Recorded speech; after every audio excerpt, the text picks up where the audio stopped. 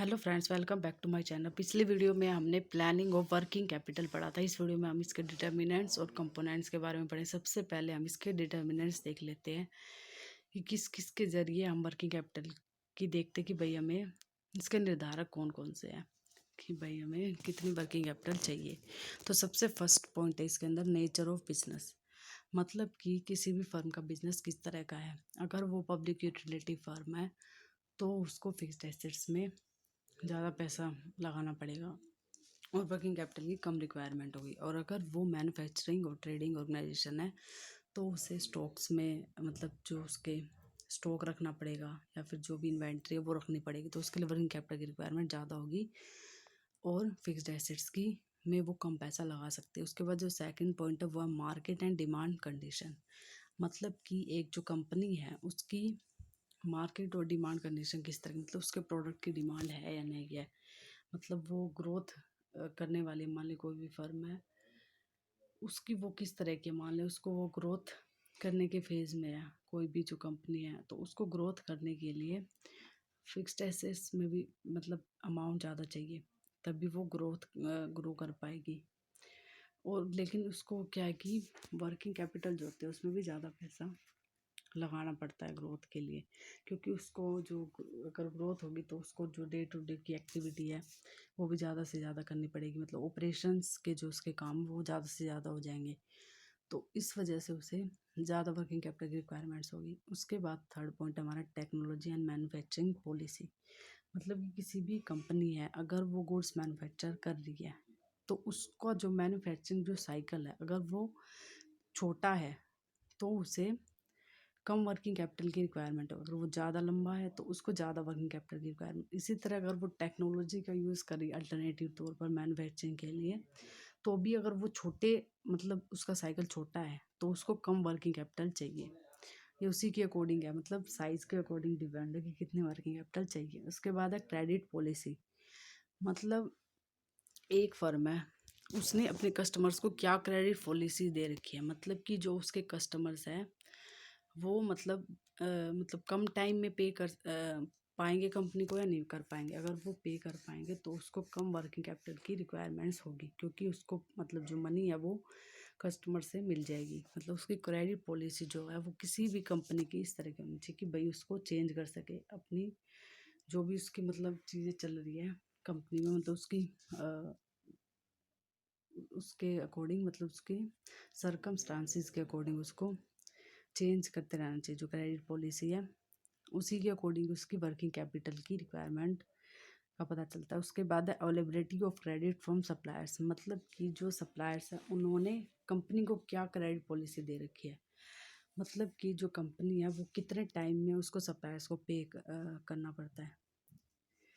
मतलब जो अमाउंट है अगर वो ज़्यादा लंबे टाइम पर पे कर सकती है जो कंपनी है तो उसको कम कैपिटल वर्किंग कैपिटल की रिक्वायरमेंट्स होगी, क्योंकि उसके पास जो कैश है वो बचा रहेगा। मतलब जो भी इन्वेंट्री है वो तो मिल जाएगी और उसको कैश भी पे नहीं करना पड़ेगा, तो इसलिए उसको वर्किंग कैपिटल कम चाहिए होगी। तो उसको ये चीज़ भी देखनी चाहिए कंपनी को। उसके बाद है ऑपरेटिंग एफिशिएंसी, मतलब एक कंपनी है उसकी मतलब वो अपने जो उसके रिसोर्सेज है कि वो उनका यूज़ किस तरह से कर रही है, उसी के ऊपर ही उसकी ऑपरेटिंग एफिशिएंसी डिपेंड करती है। अगर जो कंपनी है वो उसका अच्छे से अच्छा यूज़ करें रिसोर्सेज का, तो उसकी ऑपरेटिंग एफिशिएंसी क्या होगी, ज़्यादा से ज़्यादा होगी कि वो कितनी अच्छी तरह से काम कर रही है। तो अगर उसकी ऑपरेटिंग एफिशिएंसी क्या है कि अच्छी है तो उसको कम वर्किंग कैपिटल में भी काम चल जाएगा। तो एक उसकी ऑपरेटिंग एफिशिएंसी पर भी डिपेंड करती है, क्योंकि कॉस्ट उसकी क्या होगी, कम से कम आएगी। तो अगर उसकी कम वर्किंग कैपिटल भी होगी तो भी काम चल जाएगा। उसके बाद है प्राइस लेवल चेंजेस, हमारा लास्ट पॉइंट। जो प्राइस लेवल चेंजेस में मतलब क्या है कि जो कंपनी है, मतलब कंपनी के प्रोडक्ट का प्राइस क्या है और जो उसके अगर मार्केट में जो प्राइस अगर वो बढ़ भी जाता है, उसमें जो चेंजेस हो जाते हैं अगर बाहर के प्राइस में, तो जो कंपनी है वो अगर उनके जो प्राइजेज़ है अपने प्रोडक्ट के उनमें चेंज कर पाती है, बढ़ा पाती है, घटा पाती है, तो उसको कम वर्किंग कैपिटल की रिक्वायरमेंट्स होगी।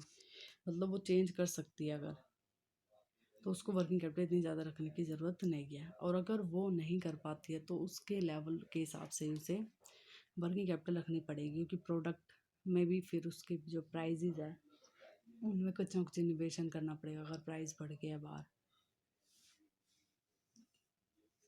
अगर प्राइजेज बाहर बढ़ गए हैं और अगर वो उसके पास मतलब वो नहीं कर पा रही, तो उसको वर्किंग कैपिटल क्या, क्योंकि ज़्यादा रखनी पड़ेगी ताकि वो उसी के अकॉर्डिंग प्लानिंग कर सके अपनी बिजनेस के अंदर, जो भी उसके प्राइस लेवल है उनकी स्ट्रेटजीज बना सके। उसके बाद हम बात करते हैं इसके कंपोनेंट्स के बारे में। वर्किंग कैपिटल के कंपोनेंट्स क्या क्या है। सबसे फर्स्ट है करंट एसेट, मतलब इसके अंदर क्या क्या शामिल होता है वर्किंग कैपिटल के अंदर। सबसे फर्स्ट हमारा करंट एसेट। करंट एसेट तो मैंने बता दिया था कि 1 साल के से कम की होती है। और जो करंट एसेट्स होते हैं उसके अंदर क्या क्या आता है, हमारा कैश, बैंक बैलेंस हो गया जो, और या फिर जो हमारे रिसीवेबल्स हो गए, अकाउंट रिसीवेबल्स वो आ जाते हैं। और उसके अलावा हमारा आता है जो मतलब करंट टाइम में जैसे हमें रिसीव होती है, जैसे हमने प्रीपेड एक्सपेंसेस किया कोई भी, तो वो भी हमारे करंट एसेट्स के अंदर आएंगे बैलेंस शीट में। उसके बाद जो हमारे करंट एसेट्स हमारी इसके अंदर आती है, क्योंकि हमारी मतलब हम वर्किंग कैपिटल के अंदर ज़्यादातर करंट एसेट्स के अकॉर्डिंग ही देखते हैं। जब भी हम वर्किंग कैपिटल की रिक्वायरमेंट देखते हैं, ये बात तो हमने देखी थी। तो करंट एसेट्स होगी। उसके बाद सेकंड नंबर पे आएगी हमारी कैश एंड कैश इक्विवेलेंट्स। इसके अंदर मतलब क्या है कि ये कैश से रिलेटेड है, बैलेंस शीट के अंदर कैश से रिलेटेड टर्म है। मतलब जो कैश या फिर कैश इक्विवेलेंट, मतलब जिनको हम कैश में कन्वर्ट कर सकते हैं, कैश इक्विवेलेंट्स हमारे वो होते हैं। तो मतलब कैश और कैश इक्विवेलेंट्स जो हो गए वो भी हमारे वर्किंग कैपिटल का ही कंपोनेंट है, क्योंकि उनको हम कैश में कन्वर्ट कर सकते हैं, कैश कन्वर्जन में मदद करते हैं। तो ये हमारी एक तरह की वर्किंग कैपिटल ही होती है। उसके बाद है अकाउंट रिसीवेबल्स। अकाउंट रिसीवेबल्स मतलब जो हमें पैसे मिलेंगे कस्टमर से, जो हमें रिसीव करने, यानी कि जो हमारे डेप्टर्स हैं वो आते हैं इसके अंदर। जो हमारे क्या डेप्टर्स हैं,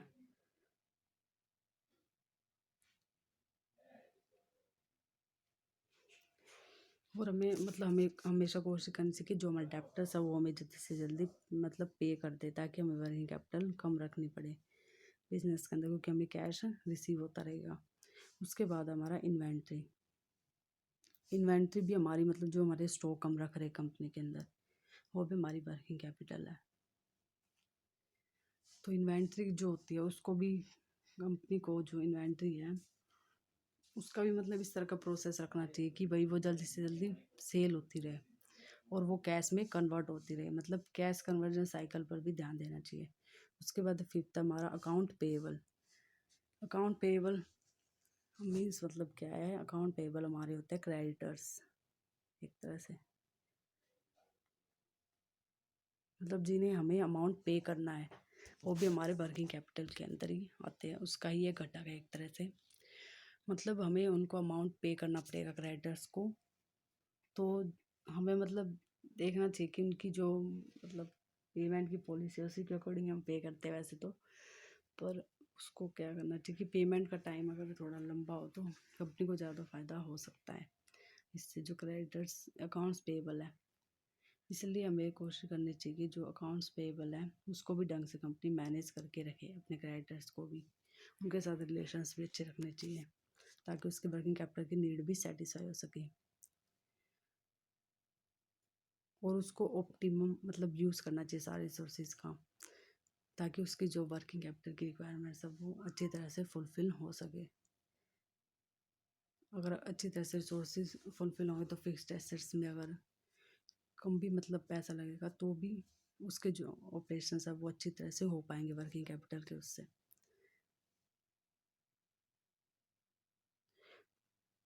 थैंक यू गाइस, आज की वीडियो यहीं तक थी। अगली वीडियो में हम अगला टॉपिक पढ़ेंगे।